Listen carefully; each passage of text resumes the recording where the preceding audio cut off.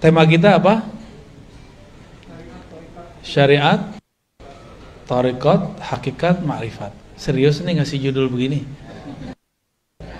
Gak takut sesat?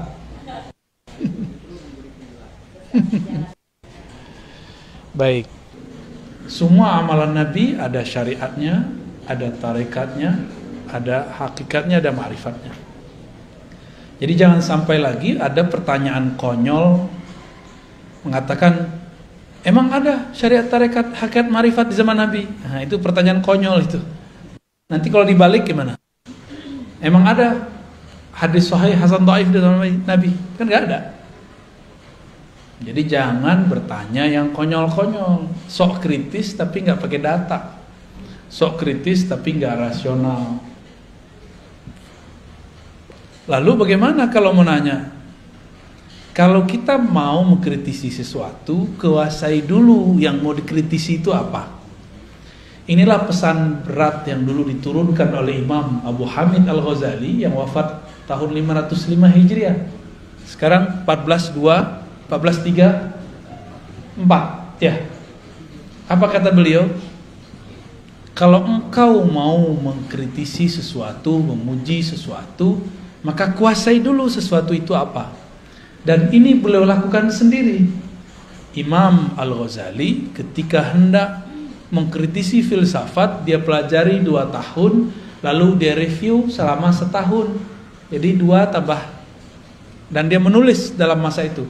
Belajar, dia katakan, dia review, kemudian dia tulis 3 tahun genap. Jadi Imam Ghazali baru kemudian mempublikasikan kritiknya terhadap filsafat setelah 3 tahun mendalami filsafat. Kita sudah berapa tahun mendalami suatu istilah, lalu kemudian mengkritisinya. Jangan-jangan kata orang, katanya nggak boleh kata orang, ya harus kata Allah dan Rasulnya. Ya, jika ada orang mengatakan itu batil, coba tunjukkan bahwa pembagian ini batil, ada nggak? Kan nggak ada. Syariat itu ada di Quran istilahnya, syir'atan wa minhaja. Itu ada di Quran ya. Syir'ah, syariah, itu ada di surah Al-Ahqaf. Apa arti syariat? Syariat itu artinya yang syariah itu jalan, syariah yang dijalani, bisa begitu ya. Bisa juga diartikan jalan itu sendiri. Jadi sebenarnya syariat dan tarekat itu artinya sama. Syariat itu jalan, tarekat itu jalan. Syuru' arti bahasa Arabnya syuru' itu artinya proses. Syara' artinya hukum yang mesti dijalani. Ya, syara' hukum yang mesti dijalani. Kalau di kampung saya ada ungkapan begini, adat bersandikan syara'. Bukan syariat, syara'. Sama, maksudnya sama. Ternyata di Jambi juga sama, di Riau saya dengar sama, di Aceh sebagian ada yang ngomong begitu juga, di Malaysia juga ada yang menyebutkan kalimat itu, adat bersandikan syara'. Berarti satu suku aja. Nggak tahu siapa yang duluan, itu tinggal klaim-klaim sejarah aja ya. Kalau klaim sejarah biasanya mulai rasis. Saya nggak mau rasis.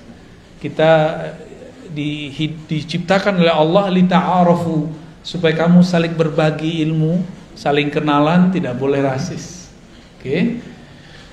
Jadi syariat artinya apa? Jalan. Tapi bedanya apa dengan thariqat? Syariat itu biasanya diartikan jalan yang zahir.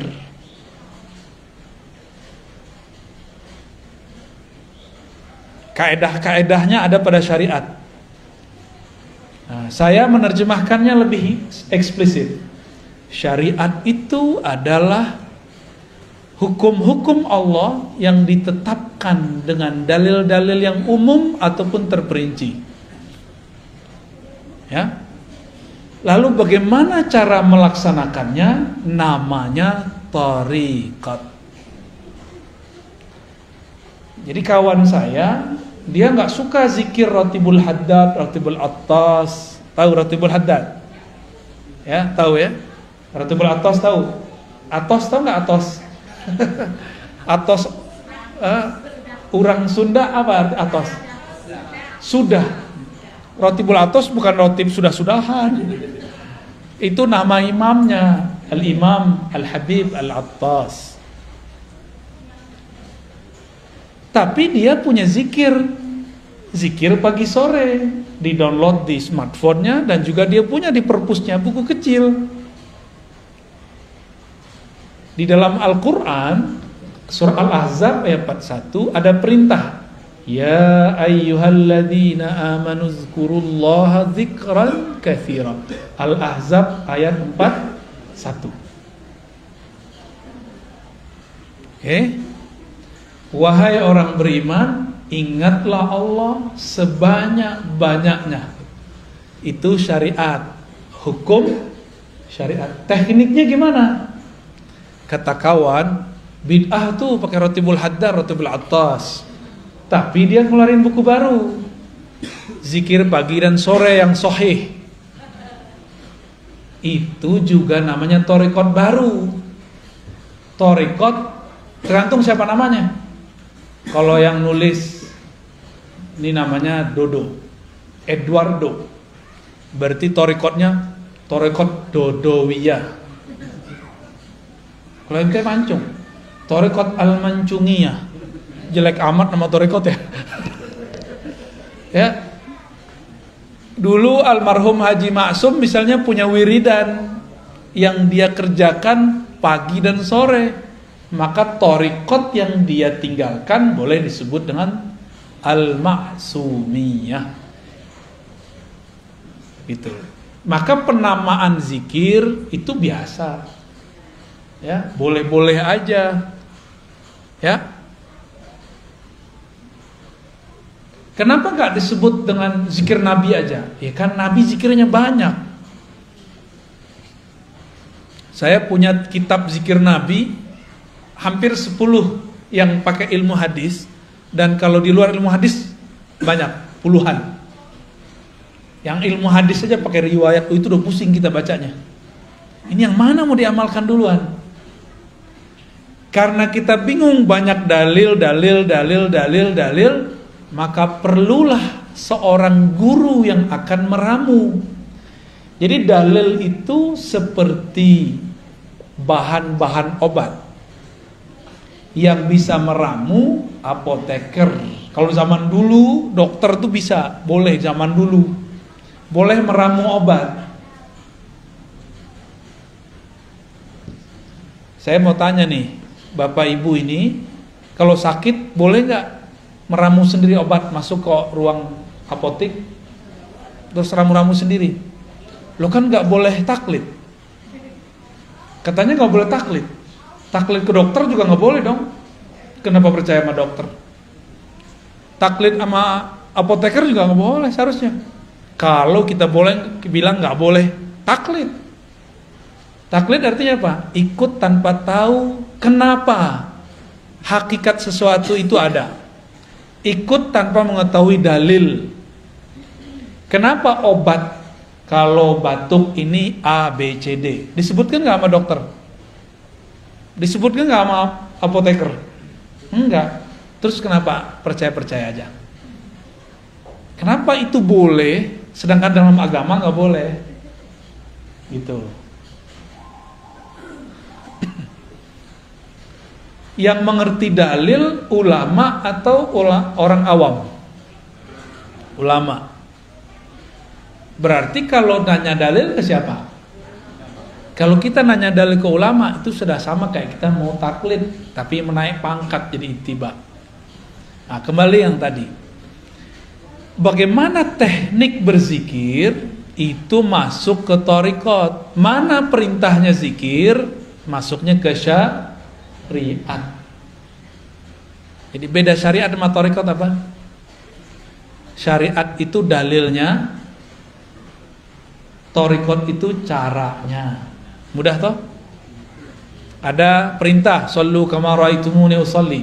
Salatlah kamu seperti kamu melihat aku salat. Ada yang lihat Nabi enggak? Ada yang lihat Nabi? Mimpi aja. Mimpi aja nggak jelas ya. Kalaupun mimpi bukan Nabi lagi sholat kan. Terus kalau kita disuruh sholat melihat Nabi, kita ini nggak ada yang ngeliat Nabi. Terus gimana caranya? Nah, kalau ada syariat, thariqat, cara ngamalin, ada lagi cara yang lain. Namanya mazhab. Mazhab itu cara mengamalkan dalil yang zahir. Thariqat itu cara mengamalkan dalil yang tersirat. Jadi mazhab mengamalkan yang tersurat, thariqat mengamalkan yang Udah tahu perbedaannya? Oke. Terus gimana? Kata kawan, tidak boleh ikut mazhab. Ya, tidak usah ikut Syafi'i, langsung aja ke Nabi. Kalau Syafi'i berbeda dengan Nabi, kita ikut Nabi. Konyol nggak? Imam Syafi'i bisa beda sama Nabi. Terus ente gimana nasibnya? Kalau Imam Syafi'i yang jarak beliau dengan Nabi cuma 2 orang, bisa berbeda dengan Nabi, terus nasib antum apa? Yang jarak dengan Nabi 14 abad, 1400-an tahun. Mikir-mikir kalau mau ngomong ya. Tapi ada yang lebih dahsyat lagi. Kalau sahabat berbeda dengan Nabi, kita ikut Nabi. Jadi dia adu-adu sahabat sama Nabi. Ini orang lebih berbahaya daripada Syiah, lebih berbahaya dari Khawarij, lebih berbahaya dari Mu'tazilah. Karena yang mengadu-adu sahabat dan Nabi itu kelompok Syiah, kelompok Mu'tazilah, kelompok Khawarij. Kelompok Syiah bilang para sahabat pengkhianat, merampok, mencuri, mengambil pemerintahan yang Nabi wariskan kepada anaknya, mantunya, lalu diambil oleh mereka. Maka mereka benci ke Abu Bakar, ke Umar, Utsman. Saya nggak tahu Syiah yang di Bandung begitu apa enggak. Kali ada Syiah Al-Bandungi, dia masih cinta sama Abu Bakar kan kita nggak tahu. Siapa tahu kan beda, namanya doang yang sama. Kalau sama, wah berarti dia bisa saudaraan sama kita. Tapi kalau mereka menghujat sahabat, ya saya hello aja ya. Gak bisa, kita gak bisa bersahabat. Ente aja gak bisa bersahabat sama sahabat Rasul, gimana bersahabat sama kita? Gitu ya. Ada orang ngomong begitu, bener gak? Kalau imam mazhab, Imam Syafi'i beda sama Nabi, kita ikut Nabi. Jadi dia pernah berpikir, bersuuzon ke imam. Kalau Nabi, imam ini berbeda sama Nabi. Imam ini buat ajaran baru. Jadi yang dia pikirkan mazhab itu agama buatan imam. Ini kesalahan besar ini. Ini logika yang nggak nyampe. Buat definisi tapi nggak nyampe. Dan saya sering ketemu dan udah sering contohkan. Mereka ngomong nggak usah ikut Syafi'i, langsung aja ke Sahih Bukhari. Masih ingat? Masih ada nggak orang begitu? Masih ada. Padahal kita udah ngaji kemana-mana, kita ulang-ulang ini. Tanda dia kalau ngeritik kita nggak pernah dengerin video kita. Ya. Imam Bukhari murid dari muridnya Imam Syafi'i. Imam Bukhari ini juga riwayatin hadis, cuma tidak dikenal sebagai periwayat, dikenalnya sebagai imam mazhab. Imam Syafi'i, kebalik. Imam Syafi'i dikenal sebagai imam mazhab, padahal juga meriwayatkan hadis.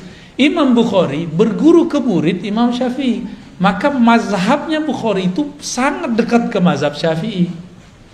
Kalau Imam Subuki positif masukkan, Imam Bukhari mazhabnya Syafi'i. Udah positif belum masukkan. Karena pas kita presentasikan ajaran Imam Bukhari hampir dekat dengan mazhab Syafi'i. Lebih tua mana Imam Syafi'i Imam Bukhari? Lebih dekat mana ke Nabi, Imam Bukhari atau Imam Syafi'i? Jadi kalau kita ikut salaf, lebih orisinal mana, ikut Syafi'i atau Bukhari? Tuh, itu namanya mazhab. Mazhab ini berkembang, tapi di samping kirinya ada thariqat juga berkembang. Dulu ada namanya Imam Hasan Al-Basri. Imam Hasan Al-Basri punya murid namanya Habib Al-Ujaimi. Ada muridnya Daud At-Tai. Daud At-Tai punya murid Ma'ruf Al-Kharqi, Sarri Sabti. Lalu Imam Junaid Al-Baghdadi. Maka dulu disebut thariqat Junaidiyah. Apa nama thariqatnya? Junaidiyah. Tapi thariqat ini lebur, banyak cabangnya. Cabangnya ada thariqat Naqsyabandi, ada Qadiriyah, ada Khalwatiyah, ada Suhrawardiyah, ada macam-macam nama thariqat pecahan daripada Imam Junaid. Dalam pecahan itu, kita ambil dua sampel, thariqat Naqsyabandiyah dan thariqat Qadiriyah. Nabi berbicara dalam syariatnya, afdalul dzikri la ilaha illallah. Dalam surat Muhammad, fa'lam annahu la ilaha illallah. Ada syurb, fi syurb, mau ya?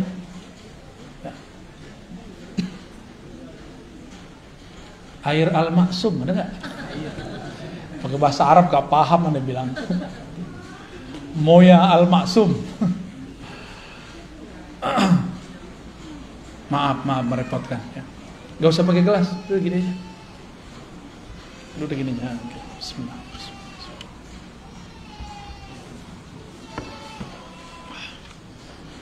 Udah gak usah. Ayat ini syariat nih. Fa'lam annahu la ilaha illallah, surat Muhammad ayat 19. Ada dalil dari hadis, afdalul dzikri la ilaha illallah. Zikir yang paling nikmat, paling lezat, paling afdal, paling bermutu, paling jitu, itu adalah la ilaha illallah. Terus caranya gimana? Coba antum baca la ilaha illallah. Biasa aja kan? Coba baca la ilaha illallah. Ada yang tahu. Ketahuan tuh kalau sudah berarti dia ngambil thariqat udah tuh. Tapi kalau la ilaha illallah, la ilaha illallah, itu belum tuh. Saya tahu dari suara aja kita ngerti. Apalagi kadang-kadang kalau sudah dihentakkan ke dalam kolbu ini kan bercahaya kalau disebut nama Allah. Itu terasa tuh cahayanya, gitu. Dan memancar di wajah. Ada wajah keasikan. Karena afdhalul zikri, zikir paling enak, paling nikmat la ilaha illallah. Kalau orang Sunda, makanan paling enaknya apa? Karedo. Bener? Bener, Pak? Tempe. Santri deh nih ya, Batagor apalagi. Ini yang ngomong orang Padang, tadi orang Sunda yang ngomong. Kayaknya yang lebih sohor orang Sunda nih. Bener, karedok. Oke. Karedok kalau cara buatnya ditonton di YouTube, buat sendiri, beda gak dengan emak-emak kita yang dulu buat? Beda. Kenapa beda? Suka enak aja. Thariqatnya, tekniknya. Maka thariqah itu teknik. Beda warung, beda rasa, bener. Bahan sama. Bahannya apa aja? Kucing. Tuh. Kalau saya makan karedok saya nggak nanya. Yang penting enak, gitu. Teh yang penting buatnya enak. Tipe-tipe murid begitu. Ada murid mau tinggal jadi aja. Udah Pak Kiai, Pak Ustadz, ajengan, ajarin zikir. Udah pusing. Tapi kalau sang guru tahu, la ilaha nafi illallah isbat, diambil dari pusar, dibawa ke kayak gitu caranya. Itu cara ngaduk-ngaduk kalimah dalam kolbu. Ya, kalau salah aduk jadi nggak tuh barang? Nggak jadi, kelebihan gosong, kurang, nggak mateng, nggak enak, sama. Jadi kalau kita nih zikir, coba sendiri hasil lihat YouTube. Ya beda kalau ketemu. Ya, beda. Abis makan di tempat orang jual karedok yang enak di Bandung, kita nggak belajar cara buatnya. Besok balik, kita nggak belajar nih. Kita cobain di rumah dengan cara yang lama. Rasanya beda nggak? Oke. Tapi kita datang ke kokinya, ajarin dong. Diajarin sama dia tekniknya. Kita cobain di rumah. Rasanya sama atau beda? Tetap beda. Tetap beda. Zikir depan guru nikmat, karena disuapin sama beliau. Cobain di rumah. Tekniknya udah dikasih nih. Istighfar, tawasul, apalagi. Oh, semuanya lengkap deh. Nih bahannya kamu cobain sendiri di rumah. Kita cobain. Kok ambar ya? Kenapa? Karena kita belum terlatih. Sang guru, napas dia udah begitu. Ya. Ibu kita karena sudah lama jadi ibu, dia tiap hari harus buat masak buat anaknya, maka enak jadinya. Ya, tetehnya jadi ibu tapi bukan yang masak, sama aja. Ambar juga. Saya kan orang Padang, itu suka mengamati rasa rendang. Sama-sama resto A, tapi beda tukang masak, kokinya beda rasa. Padahal mereknya sama. Ya, sama-sama rendang loh ya.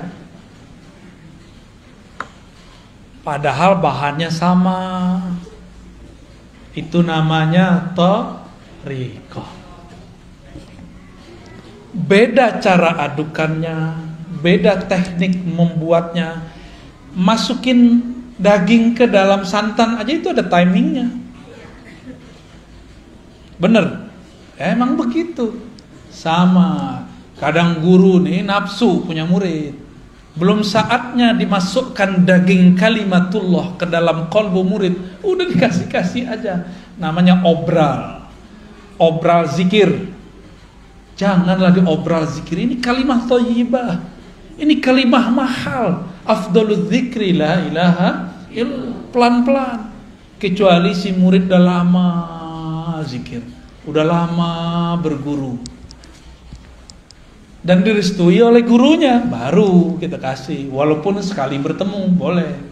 Cuma baru kemarin sore hijrahnya udah minta talqin aja ya. Kan orang kebanyakan pengen begitu. Tunggu dulu ya. Mau makan, kita mau makan nih. Piring kita kotor, diapain dulu? Langsung makan? Langsung masukin karedok? Ya. Ya, dicuci dulu. Dilap dulu, itu namanya taubat. Kolbu ini kan tempat, kalau kita nih maksiat pakai mata, pakai telinga, itu di kolbu tuh nodanya banyak. Itu harus dibenerin dulu. Baru nanti kalimah la ilaha illallahnya masuk ke dalam kolbu dan dia tidak ada halangan. Masuknya nikmat. Tapi coba jus stroberi enak gak? Cuma di dalamnya ada dahak. Di gelasnya ada dahak, gimana? Rasa jelly ya? Apa rasa apa? Dawet ayu. Warnanya berubah. Mau? Kan gak mau. Jusnya enak, tapi di dalamnya sudah ada yang menjijikkan. Kita gak bisa menikmati. Inilah yang terjadi pada murid yang dia talqin zikir sebelum kolbunya dibersihkan. Pembersihan kolbu cukup istighfar dan taubat. Sederhana. Sederhana aja. Pengakuan kepada Allah gak perlu kepada guru, ke Allah aja. Cukup Allah yang tahu masa lalu kita. Gak usah kita kemudian sampaikan kepada orang. Ya. Semua kita ini kan punya masa lalu yang gelap. Bahkan mungkin ya pelangi-pelangi, kadang gelap, kadang terang gitu ya. Ya inilah kita, kira-kira begitu. Kita emang begitu, mau gimana lagi. Maka saya nggak percaya ada orang suci 100% kecuali Nabi Muhammad Sallallahu Alaihi Wasallam, kecuali para nabi. Nggak percaya saya selain mereka. Kalau mereka emang maksumuna, dijaga oleh Allah. Kalau almarhum Haji Maksum namanya Al-Maksum, beliaunya nggak maksum. Benar Pak Cepi? Pernah dimarahin nggak Pak Cepi? Tuh, dokter aja bilang pernah marahin. Menurut pandangan Pak Cepi sebagai anak, ayah pernah salah nggak? Pernah Pak tuh, namanya Al-Maksum benar. Maksud saya apa? Label-label A, B, C, D tidak akan merubah subjeknya. Kita bilang nih, inilah ajaran Rasulullah, inilah yang paling murni, ini langsung dari salafus saleh. Belum tentu, itu kan klaim aja. Inilah yang paling benar, inilah thariqah yang paling sahih, kan klaim. Iklan kecap. Ya, nomor 1 terus. Oke. Itu baru thariqah tuh. Udah mulai paham?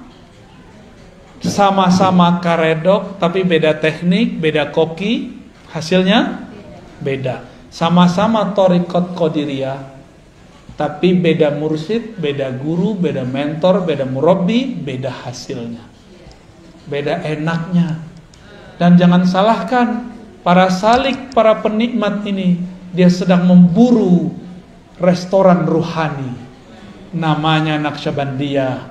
Siapa dulu kokinya? Siapa dulu pimpinan dapurnya? Siapa dulu pemiliknya? Ya. Apalagi sudah beda menu. Naqsyabandiyah menunya beda dengan Qadiriyah. Di Naqsyabandiyah zikir lembut dulu, baru zikir keras. Nggak ada keras juga sih, zikir bersuara aja.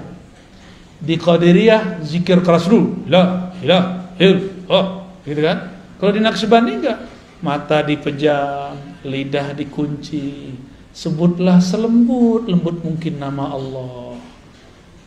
Kayak kita bermanja-manja kepada sang kekasih bernama Allah. Beda nggak? Beda, badan lemes-lemesin. Kalau di thariqah qadiriyah enggak, kalau perlu tangan dikepal. Dulu saya belajarnya begitu. Kepal tanganmu, ya. Tarik nafas. Baca. Mulai dari zikir hu Allah, la ilaha illallah, Allahu, semuanya itu. Ada zikir hu aja, ada ahad-ahad aja. Betul-betul menghentak di dalam badan ini. Nah, ada ilustrasi lain. Kita ini ada yang suka musiknya nge-rap, nge-rock, ada yang suka musiknya slow, bener. Ini wajahnya wajah apa nih? Nggak percaya. Ini sukanya apa? Jangan-jangan haram lagi. Sukanya hadroh. Hadroh itu udah separuh-separuh ngerok tuh, tang tung tang. Saya alirannya slow. Jadi kalau datang ke hadroh, saya request yang lembut dikit ya, gitu. Karena kalau denger duh. Dulu masih muda banget, seneng. Dulu thariqah qadiriyah, thariqah samaniyah yang saya pelajari, kita seneng kalau zikir keras. Apalagi kalau dikasih duk-duk. Allah, la ilaha illallah. Waduh, nikmatnya bukan main. Minggu itu nggak ada zikir keras, kayaknya dunia ini hambar. Dulu begitu. Belakangan umur udah nambah, ya senangnya yang adem-adem, yang lembut-lembut, tapi tidak anti zikir keras. Memahami zikir keras ini beda gitu. Cari senangnya yang lembut-lembut. Datanglah Syekh Ahmad Khatib As-Sambasi yang hijrah ke Makkah, dia belajar 2 thariqah, Naqsyabandiyah, Qadiriyah. Dia gabunglah satu paket. Zikir keras dulu, habis itu lembut. Ya boleh-boleh juga sih. Makanya kalau datang ke pusat-pusat tarekat di Bandung, di Tasik, di Garut, mau jalurnya yang manapun, kalau di Tasik kan sudah masyhur tuh, Abah Anom Suryalaya, macam-macam. Di sini ternyata juga ada TKN tapi beda jalur. Metodenya sama. Keras dulu baru lembut. Kenapa? Karena memang sudah satu menu. Nah, cuma kenapa yang ini enak terkenal, yang itu tidak? Kenapa? Sama kayak rumah makan, yang ini terkenal, yang itu tidak. Padahal bukan rasa, menunya sama. Rasanya beda. Jadi lidah ini nyari rasa. Kalau makanannya fisik, maka lidahnya lidah fisik. Kalau kolbu fisik atau non fisik, maka yang dia sedang cari menu-menu makanan non fisik. Oleh karena itu ulama kita mengatakan zikrullah qutul qulub. Zikrullah itu adalah nutrisi makanan kolbu. Ya. Zikrullah makanan kolbu. Saya mau tanya, mau nggak tiap hari dikasih karedok teh? Bapak Ibu, mau nggak tiap hari dikasih apa biasanya? Nasi liwet. Mau nggak tiap hari dikasih nasi liwet? Enak juga. Lama-lama tensinya naik, kolesterolnya naik, lidahnya tiba-tiba jadi asin. Mau nggak tiap hari? Bosan. Oleh karena itu, kolbu ini juga ada kebosanan. Innallaha la yamallu hatta tamallu. Allah itu tidaklah akan bosan selama-lamanya sampai kamu bosan. Maka teknik la ilaha illallah pun ada macam-macamnya. Ada teknik A, ada teknik B, ada teknik C. Zikir keras itu tekniknya beda dengan lembut. Dalam keras itu juga ada beberapa teknik. Bosen. Inilah masalah thariqat. Ini masalah thariqat, ini saya sampaikan nih. Kok thariqat zikirnya dua aja, la ilaha illallah sama Allah. Padahal zikir banyak. Berarti ada yang belum sempurna dalam thariqat itu. Kurikulumnya kurang lengkap. Ya. Bakal bosen nanti kalau cuma zikir la ilaha illallah doang. Selama-lamanya zikir keras mulu, bosen. Maka harus ada zikir lain. Ada zikir subhanallah, ada alhamdulillah, ada Allahu akbar, ada la haula wala quwwata illa billah, ada hasbunallah ni'mal wakil. Ada suluknya masing-masing. Ada suluk subhanallah, ada suluk alhamdulillah, ada suluk Allahu akbar, la haula wala. Semuanya ada suluknya. Dan semua itu turunan dari amalan para nabi atau para malaikat di langit. Hasbunallah zikir siapa? Nabi siapa yang waktu itu dibakar siapa? La ilaha illallah biasa. La ilaha illa anta, siapa yang zikir begitu? Nabi yang dilempar ke perut ikan, Yunus. Maka la ilaha illa anta itu namanya suluk Yunusiyah, tarekat Nabi Yunus. Ada tekniknya. Kalau belum nyampe ke teknik itu, nggak akan ada rasa baca la ilaha illa anta. Gitu, ya. Ada tekniknya semua. Allah berfirman ke Nabi Musa, Musa, innani anallah la ilaha illa ana. Sesungguhnya akulah Allah, tiada ilah, tiada yang berhak disembah, tiada Tuhan kecuali aku. La ilaha illa ana. Oh, ternyata ahli zikir tertentu, dia kalau baca la ilaha Allah dalam batin dia yang bunyi la ilaha illa ana. Seakan-akan Allah berkalam. Lidahnya baca la ilaha illallah, la ilaha illallah. Tapi di batinnya seakan-akan Allah bicara seperti kepada Nabi Adam. Itu semua nggak bisa dibuat-buat. Itu semua ada kurikulumnya, ada tekniknya. Kalau seorang mursyid belum mendapatkan tekniknya, dia pun haram mengajarkannya. Dia harus belajar lagi ke mursyid yang lebih tinggi. Di atas mursyid ada mursyid, di atas dokter ada dokter spesialis. Ya, begitu terus.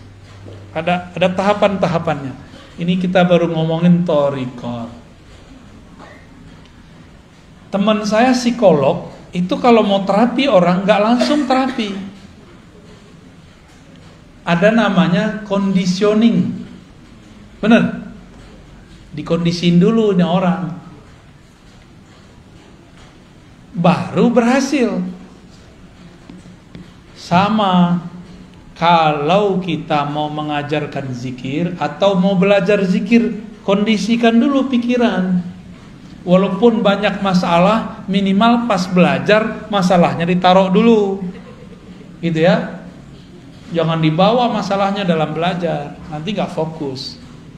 Oke? Itu thariqah. Jadi thariqah terjemahannya apa? Jalan atau teknik mengamalkan dalil yang tersirat. Kalau fikih, mazhab, teknik cara mengamalkan dalil yang apa kata dalil tersurat? Jika kamu hendak sholat, maka takbirlah, angkatlah tanganmu. Kita takbir, Allahu Akbar. Rasanya ada nggak? Kalau tidak belajar thariqah, rasanya hambar. Gitu. Ya hambar aja. Apalagi orang yang belajar sholatnya lewat buku atau YouTube, lewat video, ya salam. Nabi bilang, sholatlah engkau seperti engkau melihatku. Kita nggak lihat Nabi, maka kita harus cari orang yang ketemu Nabi. Siapa yang ketemu Nabi? Ada nggak? Ya udah cari guru yang ketemu Nabi. Kita datanglah ke guru yang ngajarin sholat. Kita tanya, antum ketemu Nabi nggak Pak Kiai? Pasti dia bilang tidak, paling mimpi doang. Terus tahu dari mana sholat? Saya punya guru. Gurunya kita tanya lagi terus sampai ke sahabat Nabi. Jadi jarak kita sama Nabi udah 14 abad. Berarti caranya sudah mungkin ada tambahan, ada pengurangan. Supaya tidak ada tambahan dan pengurangan, wajib lewat mazhab. Supaya nanti kita nggak salah kira. Kita kira orang berbeda sama kita menambah atau mengurangkan. Jadi kenapa ada kelompok sekarang suka nyala-nyalain ibadah kita? Karena dia belajar fikih bukan lewat mazhab. Mereka anti mazhab. Maka di luar mereka bid'ahkan. Gitu. Ya, bahaya nggak tuh? Bahaya sekali. Jadi salah satu musibah di umat ini munculnya kelompok anti mazhab. Secara rohani, musibah bagi umat ini munculnya kelompok anti thariqat. Akhirnya zikir hambar semua. Dia baca zikir pagi sore tapi nggak ada efeknya dalam hidupnya. Dia sholat, ruku, sujud tapi tidak ada natijah rasa yang dia dapat setelah membaca. Kata orang-orang ini, sholat nih mohon maaf kalau jidatnya ada yang hitam ya. Jidat hitam itu boleh-boleh aja. Cuma bukan itu yang dimaksud. Simahum fi wujuhim min athari sujud. Ada tanda bekas sujud di jidat mereka, di wajah mereka, wujuhihim, karena bekas sujud. Saya udah putar-putar nyari riwayat, adakah jidat Nabi itu hitam nggak ketemu? Meskipun berjidat hitam boleh, nggak ada masalah kan? Emang mungkin kulitnya agak sensitif, orangnya juga sensitif, lengkap sudah. Terus apa yang dimaksud tanda sujud? Tanda sujud, saya sering sebutkan, orang sujud kepalanya di mana? Di bawah apa? Di bawah tempat paling kotor di alam semesta. Nih, tempat buang air kecil. Ya walaupun bajunya bagus, walaupun bedaknya Masya Allah, bajunya oke, tapi bagian situ bau nggak? Nggak enak kayak ngomongin begitu ya. Tapi emang itu bau, udah selesai. Sekarang ditaruh di bawahnya. Gimana? Maka yang disebut athar sujud, bekas sujud adalah hilangnya kesombongan seorang hamba. Itu baru disebut bekas sujud. Jadi siapakah yang sujud kepada Allah? Orang yang sudah melepaskan kesombongannya. ego-egonya, merasa sok pinter, sok alimnya, sok solehnya, sok merasa paling benernya, dia buang sudah. Karena yang merasa sok bener di sini, bener. Yang merasa pinter mana? Yang merasa bergelar ini. Yang merasa manhajnya, mazhabnya paling bagus, thariqatnya paling keren ini. Kalau ini nggak mungkin. Ini maka ditaruh di bawah. Jadi asar sujud adalah kerendahan hati. Efek dari sujud adalah rendah hati. Gimana? Udah rendah hati belum? Lagi belajar. Karena kadang jujur, mending jujur begitu. Berarti sholat kita ini sudah benar belum? Kira-kira sholatnya diterima nggak? Kayaknya nggak diterima sih. Soalnya simahum fi wujuhihimnya belum ada. Karena puncaknya sholat ketika kepala di bawah. Di saat itu tidak ada lagi ego, tidak ada lagi sombong. Kalau masih ada, sholatnya belum diterima, kira-kira gitu. Gimana dong? Orang-orang kayak kita ini sok soleh, sok merasa sholat. Ada orang telat sholat aja kita kata-katain. Ya, ada orang gak sholat, kita suzon. Ya. Dia padahal udah jamak. Ada orang kita lihat gak sholat, padahal dia sudah jamak. Bisa gak begitu? Ya? Susah ya. Emang begitu sih ya. Di otak ini, ya, kortek depan ini dia sukanya prasangka. Ternyata otak ini di istilah orang-orang ahli neurologi disebut otak reptil. Ini yang disebut dalam Al-Quran, ulaika kal an'am. Mereka itu seperti binatang. Otak reptil itu 5-10%. Selebihnya, sisanya berapa? Otak kanan, otak kiri 40, 45 ya? 45. 45 kiri kanan itulah yang akan mendalami thariqat, hakikat, ma'rifat. Sayangnya orang cuma berpikir pakai 10% ini. Makanya jadi bodoh seumur hidup. Keras sekali. Cari lawan terus, karena reptil kan suka nyari lawan. Kepalanya begini terus tuh. Siapa lo? Aliran baru nih.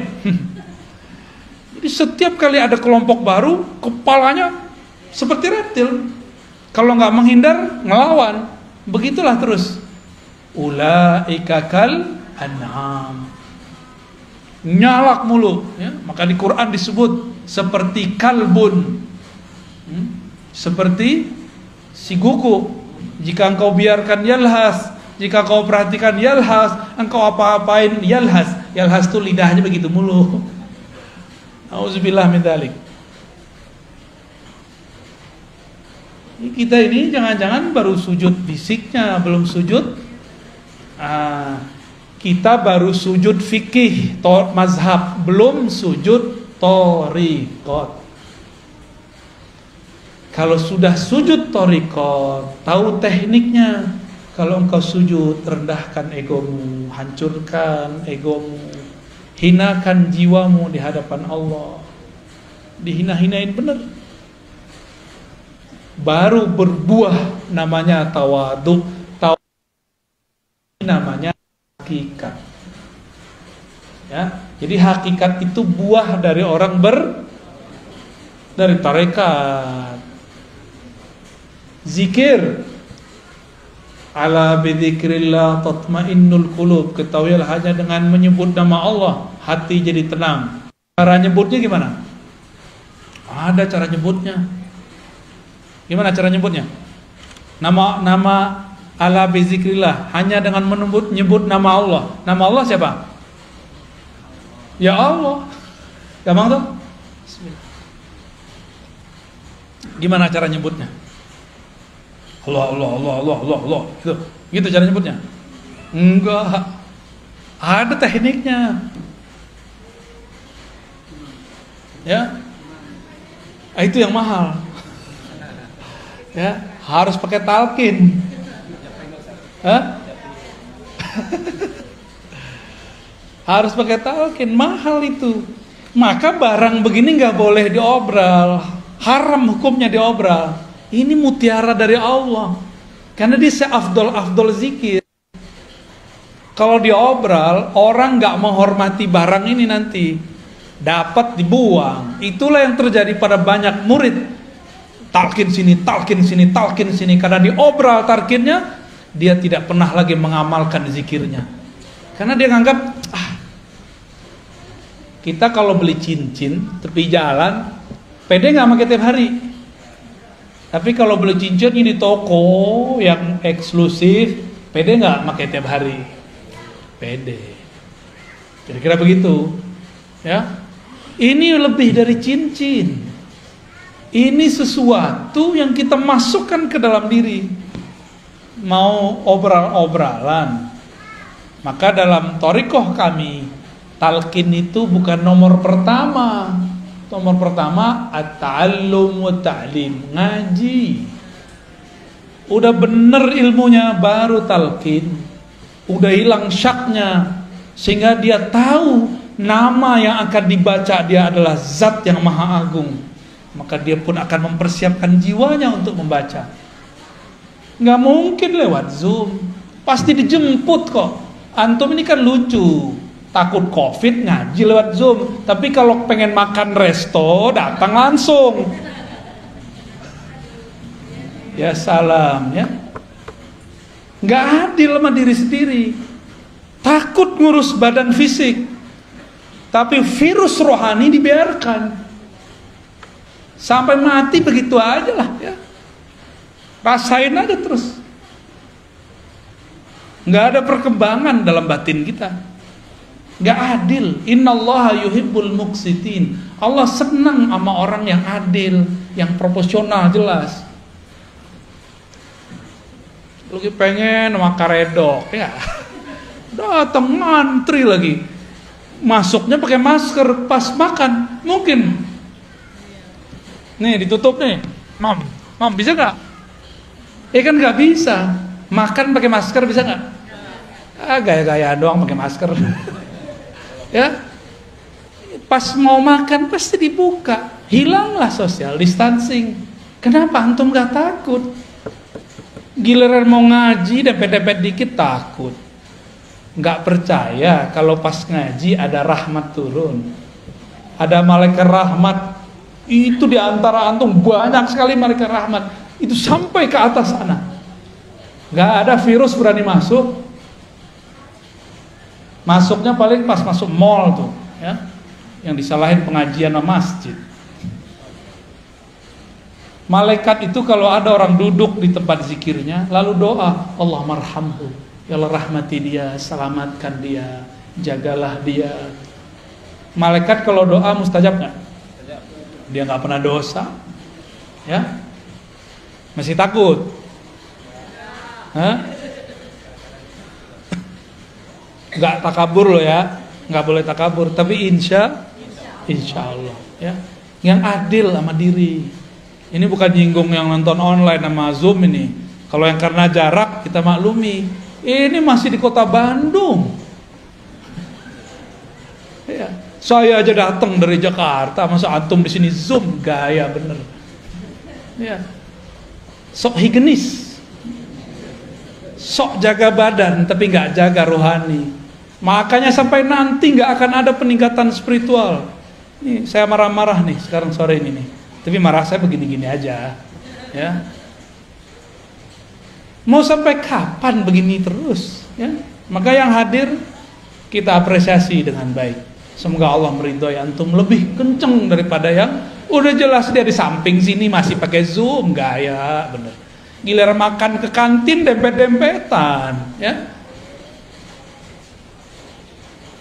Betul-betul nggak adil ke dalam diri, ya. Nggak adil. Saya prihatin melihat seperti ini. Kalau mau protokol kesehatan lengkap, prokes-prokesan yang adil semuanya, ya, semuanya rapi, siap-siap hidup merana. Udah divaksin juga, ya, Terus untuk apa dong kita divaksin ya? Protes ya, tuh ya Pak pemerintah, semua orang udah bosen, orang udah bosen semua. Tapi gimana lagi? Ke depan kita harus pakai aplikasi segala macam lah. Jadi yang pakai fingerprint, dulu kan kantor fingerprint. Kalau sekarang semua orang harus punya peduli lin, nggak hanya fingerprint, dicolok hidungnya. Kita ikutin aja mainnya ya. Yang penting kalimah Allah bertahta di dalam kalbu. Ya. Yang penting ketenangan muncul di dalam jiwa. Harus muncul di dalam jiwa. Jika dilakukan zikir berdasarkan tekniknya, sama dengan orang makan karedok, makan rendang sesuai dengan takarannya, cara masaknya, udah pas sudah. Kalau juga masih belum terasa, jangan-jangan bukan menunya yang, tapi lidahnya sedang sariawan. Paham ilustrasi ini? Kalau kita nih belajar zikir, gurunya sudah oke, tekniknya sudah lengkap, tapi belum juga menikmati zikir. Jangan-jangan kolbu kita sedang bermasalah, seperti mulut lagi sariawan gak menikmati makanan. Saya kira cuma orang Padang yang pedes, orang Sunda cabai rawit gak dicampur apa-apa, giling. Gimana? Udah? Pernah nyoba? Doer gak bibirnya tuh? Gak berani. Tuh orang Padang gak berani, orang Sunda berani. Pantesan lebih pedes dari kita ya gak? Maaf, canda-canda. Itu torikot. Hasil dari bertorikot, tenangnya kolbu dalam berzikir, namanya hakikat. Kita punya kesimpulan, punya hikmah. Oh begini ya kalau zikir dikerjakan secara benar, hasilnya begini. Kita tahu metodenya, tahu teorinya, paham hikmahnya. Ini namanya hakikat. Ya, jadi hakikat itu pengetahuan yang diperoleh setelah menjalani hakikat. Tapi hati-hati, tidak semua pengetahuannya tepat. Maka di atas hakikat ini harus ditingkatin lagi. Si hakikatnya harus diuji.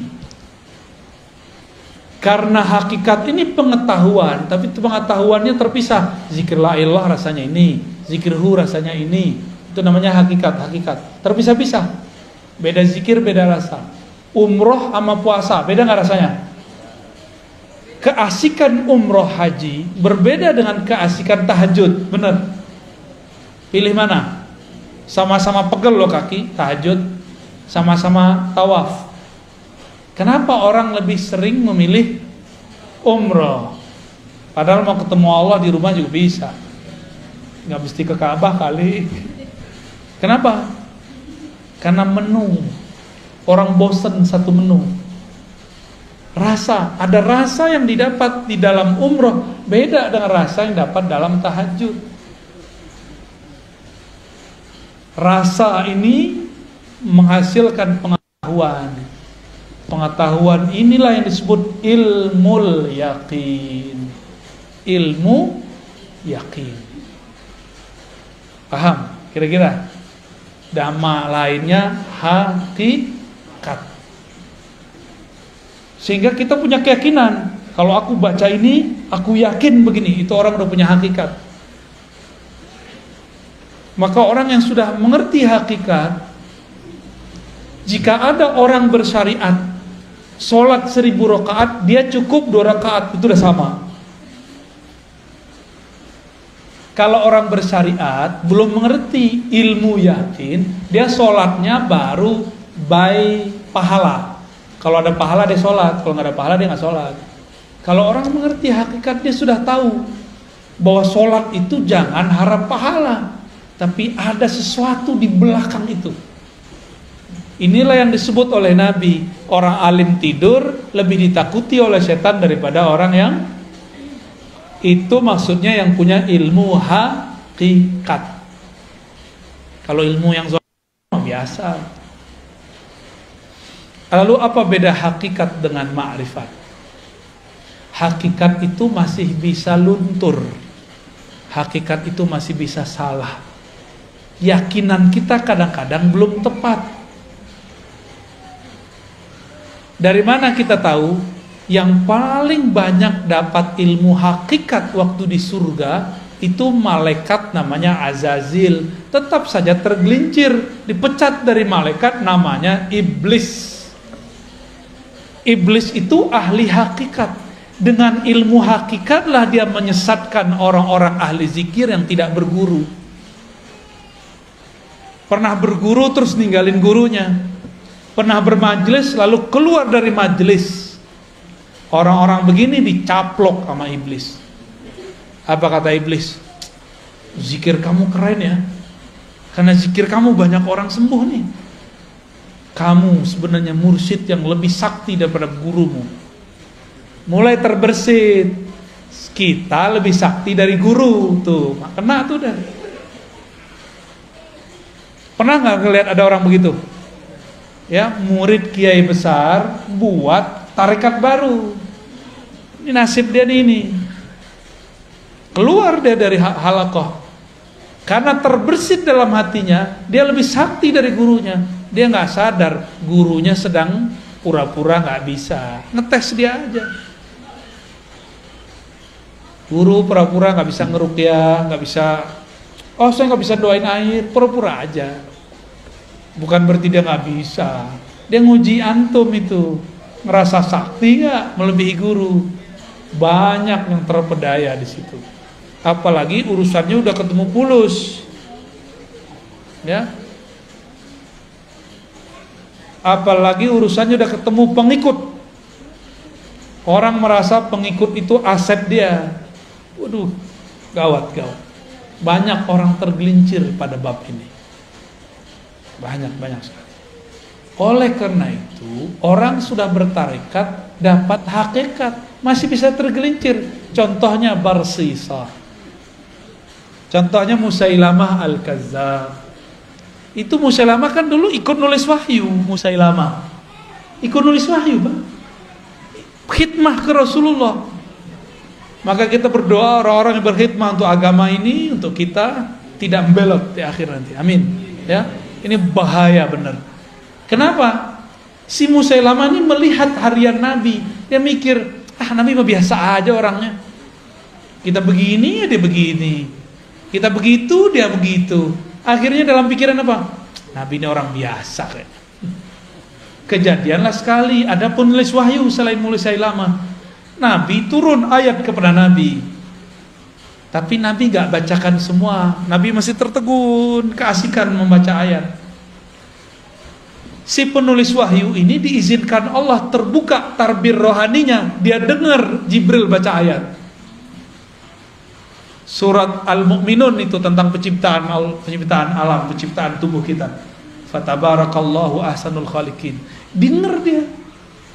Terus dia konfirmasi ke Nabi, ya Rasulullah, lanjutan ayatnya ini bukan? Saya barusan dengar ada Jibril baca. Kata Nabi, benar. Dalam hati terbersit sama dia, gini doang ilmu guru gua. Gini doang makomnya Rasul, saya juga bisa. Maka orang ini jadi nabi palsu. Kalau murid jadi mursyid palsu. Buat tarekat palsu. Karena dia merasa dia bisa mengakses apa yang diakses gurunya. Dia kira gurunya cetek, ya. Ini sering terjadi di semua halaqah, di semua thariqah, ya. Maka untuk selamat hanya satu bab, harus masuk pintu ma'rifatullah. Apa itu ma'rifatullah? Disebut ma'rifatul Muhammadiyah, mengenal hakikat Nabi Muhammad sallallahu alaihi wasallam. Dalilnya apa? Qul in kuntum tuhibbunallaha fattabi'uni. Katakan jika engkau cinta Allah maka ikuti aku sang Muhammad. Maka dia harus ikut ma'rifat Nabi Muhammad sallallahu alaihi wasallam. Nabi ketika sholatnya banyak, beliau gak bilang supaya kalian selamat. Nabi bilang, aku ingin bersyukur kepada Allah.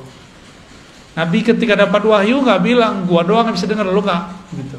Kalian nggak bisa. Nggak ada Nabi kesombongan begitu, nggak ada. Nabi selalu merendahkan hatinya di hadapan Allah dan para sahabatnya. Yang dimaksud al-haqiqah al-Muhammadiyah itulah kemurnian akhlak Nabi Muhammad sallallahu alaihi wasallam yang berakhlak dalam hakikatnya, dalam bertorikotnya, dalam bersyariatnya, itulah yang dapat ma'rifat. Dan tidak sedikit kita dengar ada orang ketemu orang semakin tinggi teori ma'rifatnya semakin sombong. Apa itu? Ngeremehin orang, berarti dia sombong nggak? Gak level, gitu kan? Kajian kulit tuh nggak penting. Nih kajian hakiki nih, kajian hakikat nih, kalian nggak tahu. Ngomong begitu tuh sombong namanya. Sedangkan Rasulullah mengajarkan tidak boleh sombong. Udah jam 5, Ustaz. Kholas ya? Ya udah tanya jawab deh kalau ada. Fadhol. Terima kasih ya. Maka dari Bapak atau Ibu saya nggak bisa lihat. Dari Bapak-bapak dulu barangkali ada yang perlu sampaikan. Dari Zoom ada 2, tapi sebelum dari Zoom dari yang hadir dulu mungkin silakan. Ustaz, ada ibu-ibu yang nanya. Enggak, kami nanti sore. Assalamualaikum warahmatullahi wabarakatuh. Abia mau bertanya tentang masalah contoh. Sampai sekarang saya masih bukan ragu ya, masih bingung. Karena dalam satu sisi ada yang mengatakan bahwa kita itu bertorikot harus sama orang yang masih hidup. Mursyidnya itu harus masih hidup. Sementara yang lainnya bilang oh tidak usah, yang sudah meninggal juga tidak masalah. Yang begini yang mana Abu ya? Oke. Assalamualaikum. Kalau kita ini belum mandiri, guru wafat, maka sebaiknya punya mursyid yang masih hidup, yang dapat ijazah dari mursyid itu atau dari mursyid yang lain. Jangan yang nggak dapat ijazah, nggak nyambung nanti, nggak nyambung ke Nabi Muhammad, nanti nyambungnya ke iblis. Ya, yang boleh ngajar zikir adalah syaikhun ma'zunun inda syaikhihi, guru yang diizinkan diijazahkan gurunya. Kalau nggak dapat ijazah, sedapat ijazah aja yang diajarin, jangan lebih. Nggak pernah diangkat mursyid, jangan ngaku mursyid. Mursyid itu nggak mesti tua loh ya, itu masalah otoritas satu thariqah. Ada di thariqah tertentu yang dapat ijazah umur 90, di thariqah yang lain umur 19 sudah diijazahin. Saya ketemu kemarin waktu ke Sumatera, ada guru saya, dia sudah memimpin suluk dua thariqah, Naqsyabandiyah dan Samaniyah Qadiriyah. Itu dia mimpin dari umur 20, sekarang umurnya udah 70 sekian, berapa tahun tuh? Ya jadi nggak mesti tua fisik. Mana ada kaedahnya tua fisik? Nggak ada. Kita kan bayangin Syekh Mursyid pakai tongkat, harus pakai sorban, ya salam. Mursyid itu mau pakai apa aja dia mursyid. Mau mereka baju kaos, dia mursyid. Orang nggak akan bisa luput karena ada mutiara di kolbunya. Sekali dia berbicara, keharuman rohaninya tercium oleh orang yang mencari rohani. Gak bisa dibohongin. Rumah makan, masak, udah ditutup, kecium baunya nggak? Ya, kecium baunya. Sama kira-kira, ya. Jadi saran saya kalau belum disiplin untuk zikir yang diajarkan guru, maka bermursyidkanlah kepada yang hidup dan dapat izin dari gurunya. Gitu ya. Kalau enggak, nanti enggak nambah-nambah. Makomnya segitu-gitu aja. Karena zikir itu enggak ada batas. Zikir itu di atas makom ada makom, di atas makom ada makom. Zikir la ilaha illallah Ada ribuan tekniknya. Yang diajarin kan baru satu. Baru dari pusar ke ubun-ubun, itu mah satu, belum banyak itu. Banyak tekniknya. Ya. Saya ngamalin sudah hampir 100-an lebih teknik itu. Baik yang langsung diajarkan beliau-beliau ataupun yang ya, secara rohani. Adalah berapa ratus teknik la ilaha illallah doang. Mau ditarik kemana aja nikmat zikir la ilaha illallah itu. Nikmat sekali. Ya. Jadi jangan mengkultuskan seorang guru. Di atas guru ada guru, di atas wali ada wali. Di atas nabi ada nabi, di atas rasul ada rasul. Puncaknya Rasulullah sallallahu alaihi wasallam. Torikot itu yang hebat bukan namanya, tapi mursyidnya. Ya. Oh, torikot A lebih bagus, enggak. Yang bagus tuh mursyidnya. Karena banyak juga yang torikotnya sama, enggak berkualitas orangnya. Ya. Sama kayak tadi, sama-sama karedok. Ya. Tapi beda orang, beda yang masak, beda hasilnya. Jadi bukan karedoknya yang salah kalau dia enggak enak, tapi yang salah sih gurunya. Yang masak udah bagus. Itunya udah enak. Lidah lagi masalah. Pikiran lagi banyak. Bisa enak gak? Enggak ya? Mau makan karedok ingat AA. AA yang lama. Baik. Terjawab ya?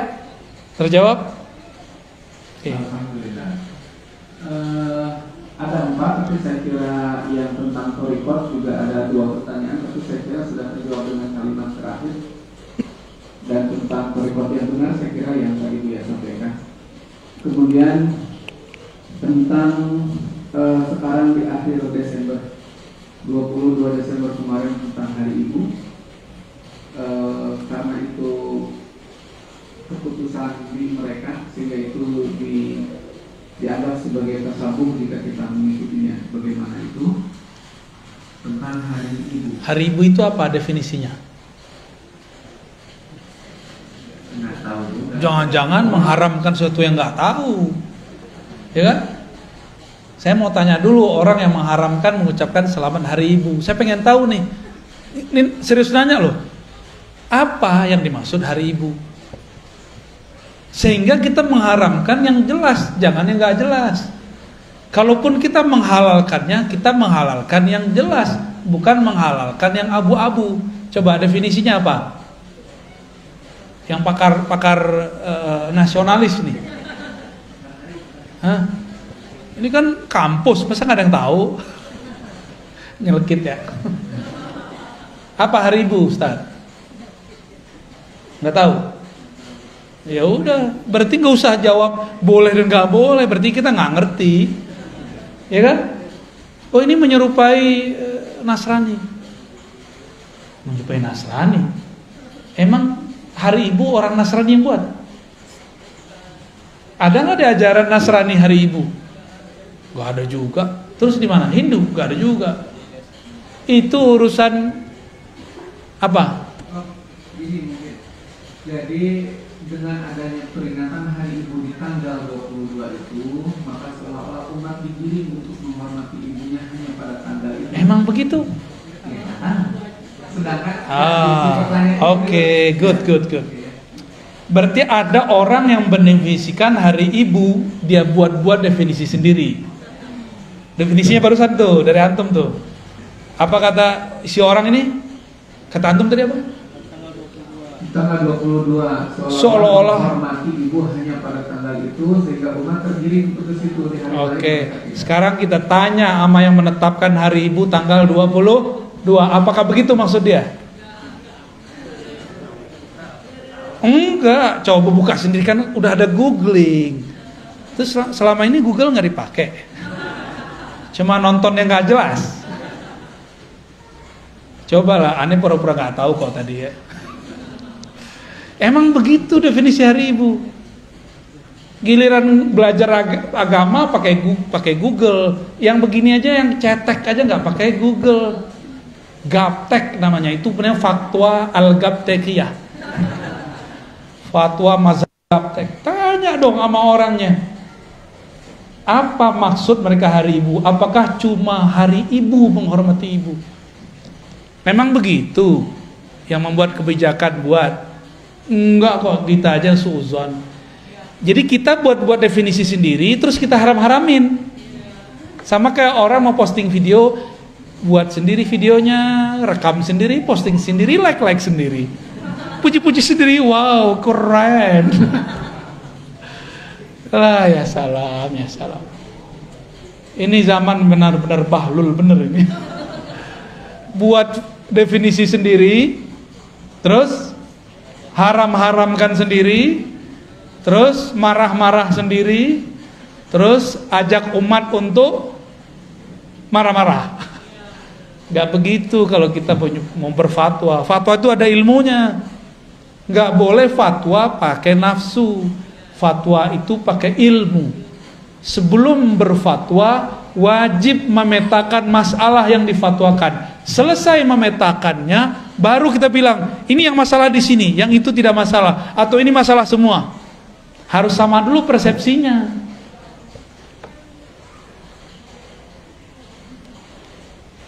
Orang Muhammadiyah punya Islam berkemajuan, NU Islam Nusantara. Di Wasliyah ada Islam apa kemarin?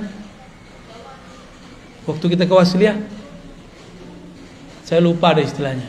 Di Medan kemarin, orang Persis gimana? Islam apa? Islam murni. Pasti adalah jargon-jargon gitu. Bener. Ada orang buat definisi Islam Nusantara itu Islam sholat pakai bahasa Jawa. Ntar kalau yang benci Muhammadiyah, Islam berkemajuan, nanti sholatnya pakai bahasa Inggris, maju. Emang begitu? Saya buat definisi sendiri, terus saya salah-salahin orang, diketawain nggak? Jadi kalau kita mau menentang, menerima, mengamalkan sesuatu, tanya definisinya kepada yang punya barangnya. Namanya tabayyun. Idjaikum fasikum binaba'in fatabayyanu. Itu Ustaz ya. Jadi gimana? Boleh nggak hari ibu? Boleh. Ya? Harus. Ya. Berarti hari ibu bukan menggiring umat hanya menghormati ibu, hari ibu saja, benar? Ya.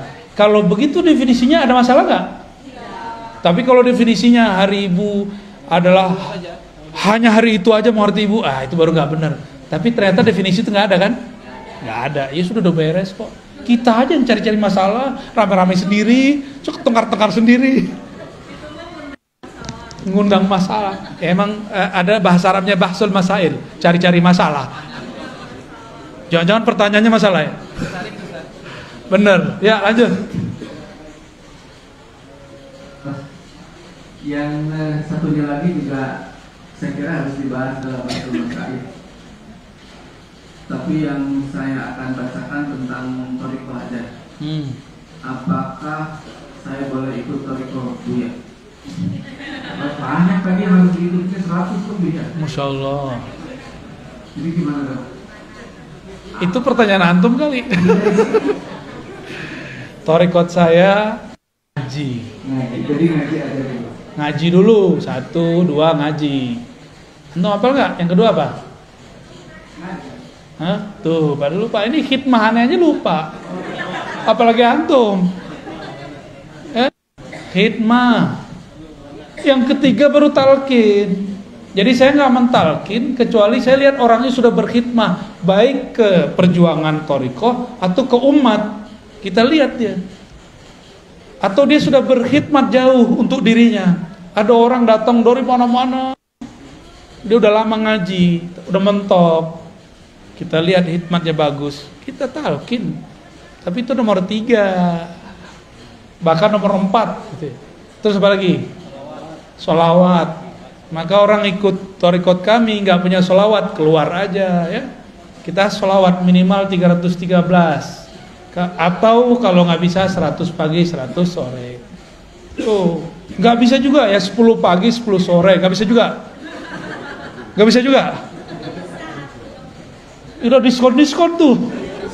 Ya, torikot ad-diskonia. Suwe. Terus apa lagi? Mujalasalatul sholihin, duduk bersama orang soleh, bergaul dengan orang soleh. Kita ini kan gak soleh, kita ini masih rusak. Supaya kita ini terbentuk dengan kebaikan, maka carilah komunitas orang baik. Jangan-jangan kita lah yang merusak komunitas yang lama. Ya, jangan bilang tuh komunitas itu jahat tuh, aku kalau di sana pasti rusak. Kita yang merusak mereka. Nih teman saya nih ada mantan nih. Kalau dia nggak ada, kata temannya nggak ada lo nggak ada rame. Ada dia nggak mabuk orang. Nggak ada dia nih, orang nggak mabuk.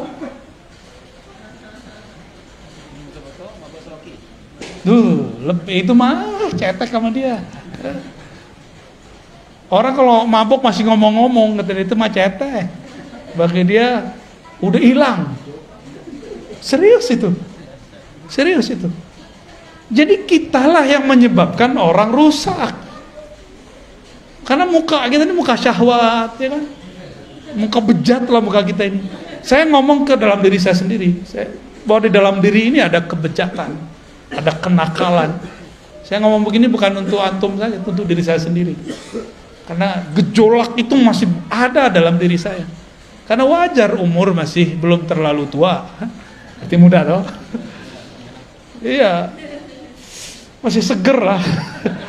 Gejolaknya kuat. Lebih berat saya kali daripada antum. Saya ketemu banyak orang, macam-macam warna kulit, macam-macam, pusing kita.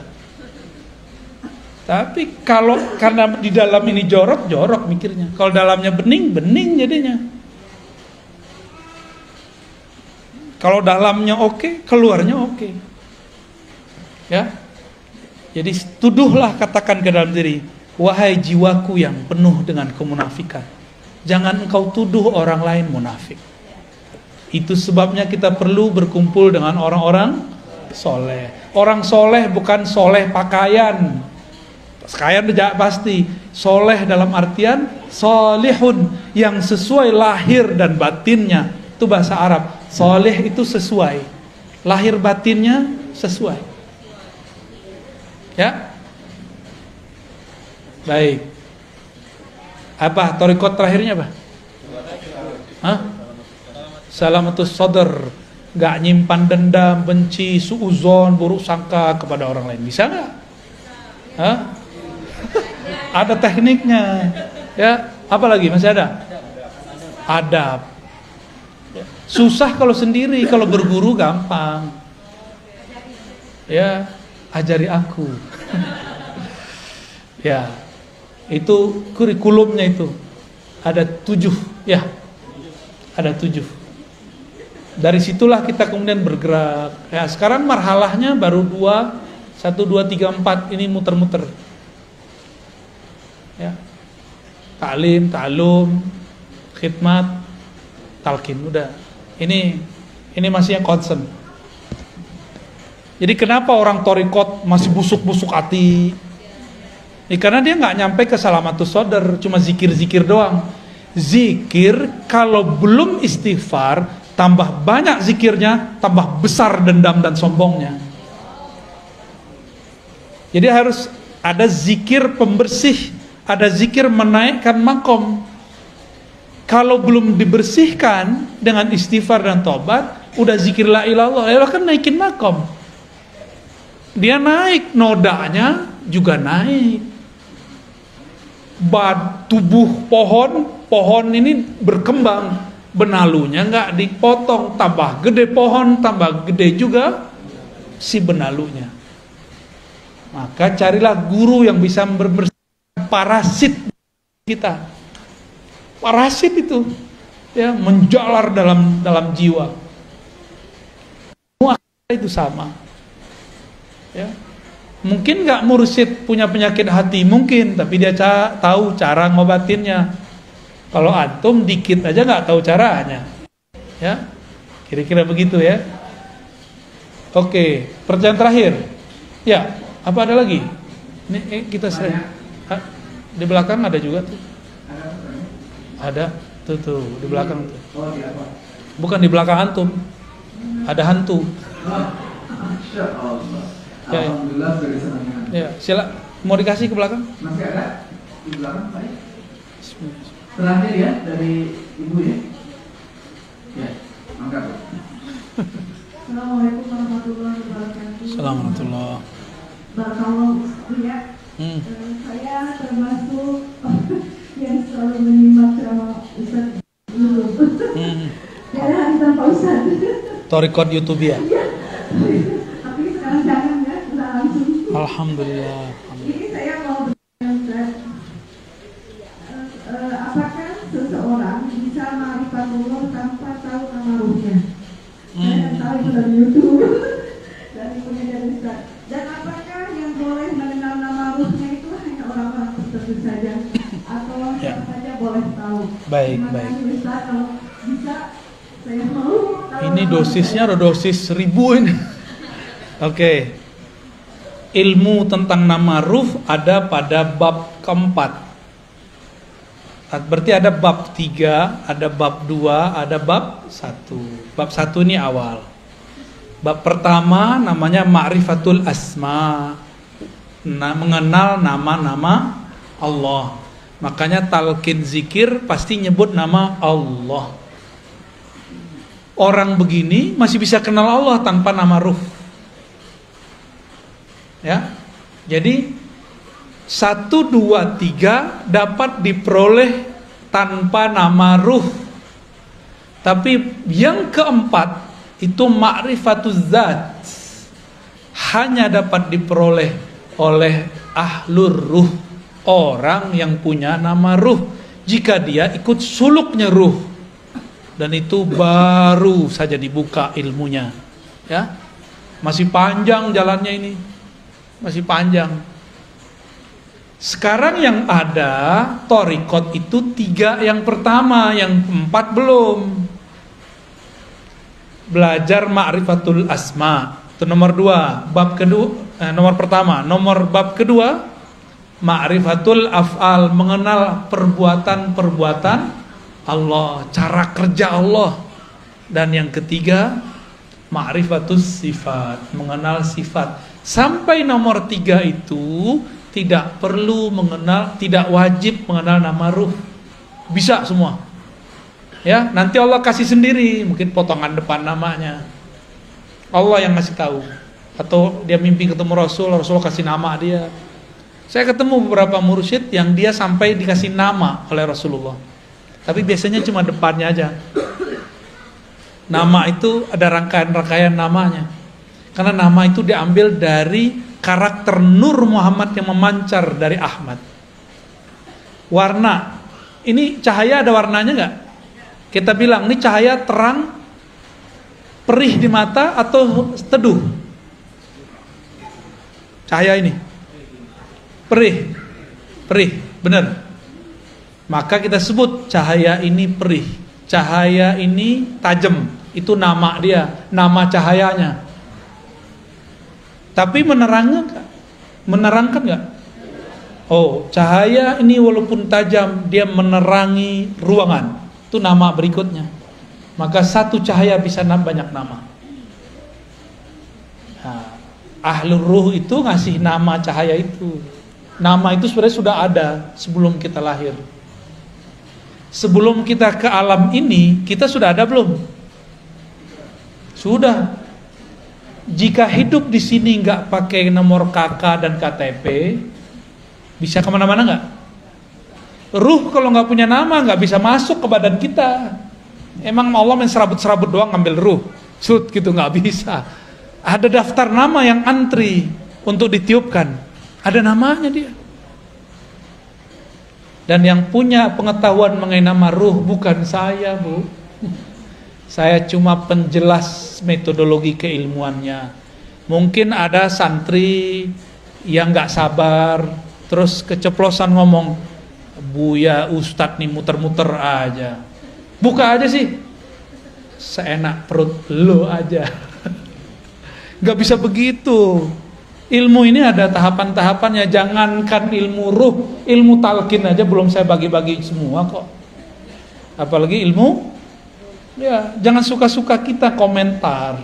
Ya, ini zaman orang komentar suka-suka. Antum komentar, hati-hati. Nabi mengatakan dalam hadis Sahih Bukhari, bisa jadi satu kalimat tidak terasa keluar, tidak terasa diketik, tapi membuat yahwi ila jahannama sab'ina kharifa. Itu membuat dia terjatuh ke dalam jurang-jurang jahanam. 70 kharif. Saya nggak tahu terjemahan yang pas tuh kharif itu. Selama-lamanya orang udah mati dari kemarin, dia belum nyampe-nyampe juga. Ada munafik mau dilempar oleh Allah di masa Rasulullah. Itu dia sampai sekarang belum nyampe itu ke bawah. Karena kalimah itu. Saking dalamnya itu sab'ina kharifan, 70 kharif. Dalam kayak palung Mariana kalau di laut tuh. Dalamnya bukan main. Hati-hati komentar. Ya, saya nggak pernah biasanya menghiraukan orang berkomentar, tapi kalau dikomentar tentang nama ruh, ini agak sedikit kita tandain. Ya, hati-hati ente. Ya. Hati-hati gitu aja. Nabi Musa ingkar dikit aja diputus sama Nabi Khidir. Padahal itu sudah buat kontrak itu. Kita bukan nabi, men, ingkar aja. Siap-siap diputus dari ilmu ruh. Ilmu ruh itu ilmu paling mahal. Paling mahal itu. Sabar-sabar Bu ya. Sabar-sabar. Nanti kalau ada komunikasi dengan teman-teman riba, daftar aja nama ruh. Kalau beruntung kita ketemu ahli yang ngasih nama ruh, kita mintain namanya. Ya. Ada nama ruh, tenang aja ya. Tapi itu kelas 4 itu. Sekarang belajar zikir torikot yang ada aja dulu ya. Amalin aja yang ada. Aduh, pertanyaannya udah berat nih, Tat. Padahal kita ngaji baru berapa bulan nih. Sekali sebulan lagi kan. Pertanyaannya soal. Iya. Udah cukup. Saya kira gimana Pak? Cukup ya? Oke. Baik. Boleh. Baik, kami masih ada acara lagi. Mohon maaf tidak bisa sampai maghrib di sini, dan seperti biasa salamannya dengan hati aja ya, bil qulub. Gak usah juga dokumentasi lah, gak usah lah. Cukup di hati aja ya. Semoga tidak mengurangi kehikmatan kita bergaul bersama, bermujalasah, duduk bersama. Bapak Ibu yang dimuliakan Allah, terutama sahibul bait ya, Dr. Cepi dan tim. Semoga antum yang buat kegiatan ini diberkahi oleh Allah. Semoga dijaga selalu oleh Allah ya. Dan beliau yang mendirikan ini, Allah berikan kenyamanan, kebahagiaan, cahaya di alam sana. Amin ya rabbal alamin. Bagi kita yang hadir, jangan berhenti. Ruh itu tidak pernah puas mempelajari nama Allah, sifat Allah, hafal Allah, dan rahasia-rahasia Allah. Selamat penasaran. Assalamualaikum warahmatullahi wabarakatuh.